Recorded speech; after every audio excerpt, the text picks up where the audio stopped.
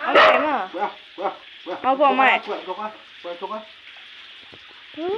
นี่ยังรัวๆเลยเด้มันอยู่ในอันนั้นตัวนี่กล้วยงูเหลือมมันอยู่ในอันนั้นงูอย่างเงี้ยที่ผิดก็ยังไม่กัดงูเหลือมงูหลามนี่แม่คือตาดีงูไม่ผิดที่แม่ว่าผ่านเขาดูว่าปลาปลานี่คือตาดีนี่แม่คือตาดี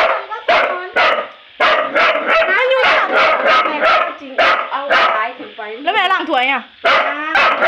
สายไปแม่มาใส่ ชกปาก